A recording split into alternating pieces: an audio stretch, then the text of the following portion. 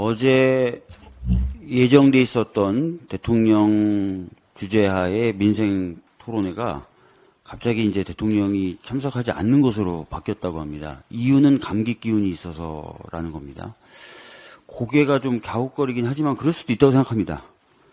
근데 제가 좀 이해가 안 되는 부분은, 그래서 그 명패를 정리하는 현장 사진을 이제 언론사가 찍었는데 대통령실에서 그 사진을 보도하지 말라 그랬다는 겁니다.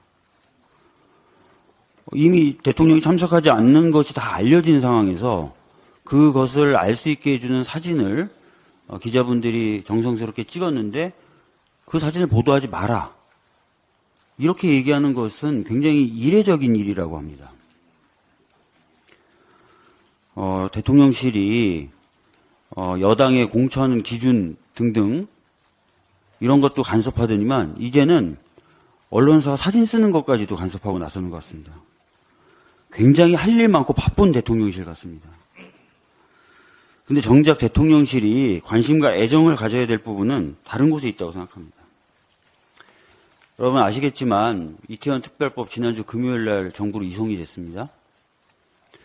오늘 국무회의에서 원래대로라면 제2 요구를 할 건지 말 건지 결정이 날 수도 있다고 해서 어제 오후 1시 59분부터 이태원 참사 유가족분들과 시민들은 15,000배를 시작을 해서 오전까지 이어지고 있습니다.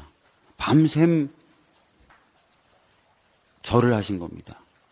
추운 아스팔트에 눈밭에 오체 투지하시고 삭발하시고 이제는 밤새서 절을 하고 계십니다.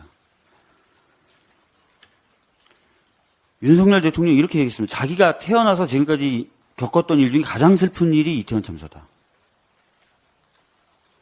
제발 다른 일에 신경 쓰실 것에 10분의 1 아니 10,000분의 1이라도 좀 이 사건에 관심을 가져주시고 유가족들의 아픔을 헤아려 주셨으면 좋겠습니다.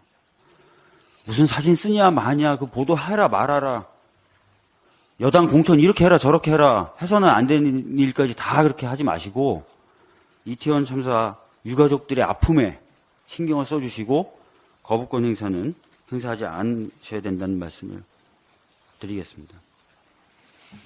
최근에 검찰공화국, 검사공화국이라는 말이 굉장히 많이 나오고 있어요. 아시다시피 정부 요직 검사들이 많이 차지하고 있고 이번 총선 때 국민의힘 쪽에 검찰 출신들이 많이 공천을 받을 것이다라는 얘기도 돌고 있습니다. 근데 더 놀라운 얘기가 지금 나오고 있는데요. 최근에 한 시민단체가 조사한 결과 2022년부터 23년 사이에 검찰청과 법무부에서 퇴직해서 민간 기업의 임직원으로 취업한 검사가 69명이나 된다고 합니다. 이 중에 검사장급은 24명이나 된다고 합니다. 검사장 그렇게 많지 않거든요. 근데 이렇게 많은 숫자가 2년 사이에 민간기업 임직원으로 취업한 겁니다. 그중에 13명은 2개 이상의 민간기업의 사회이사 또는 감사위원으로 취업했다고 합니다. 윤석열 정부 들어서 고위공직의 검찰 출신들 대거 포진시킨 걸 넘어서 이제 민간 영역으로까지 검사들이 쭉쭉 뻗어나가고 있습니다. 그야말로 검사의 나라, 검사가 대접받는 나라, 더 심해지면 검사 많이 대접받는 나라가 되겠죠. 검찰을 그만두고 나서 민간기업에 취업하는 것이 왜 문제가 되냐고 물으실 수도 있겠습니다만 대표적으로 KT 같은 경우요. 일감 몰아주기, 보훈투자 등의 의혹으로 경영진이 배임 혐의 등의 수사를 받고 있는데 작년 11월 30일 이용복 전 서울 남부지검 형사 1부장이 부사장이자 법무실장으로 임명됐습니다. 또한 올해부터는 추의정 전 검사가 전무급으로, 허태원 전 검사도 상무급으로 KT에서 일하기 시작했습니다. 이분들은 방패가 되겠죠. 이 기업의 부정부패에 대한 수사를 막는 방패가 되겠죠.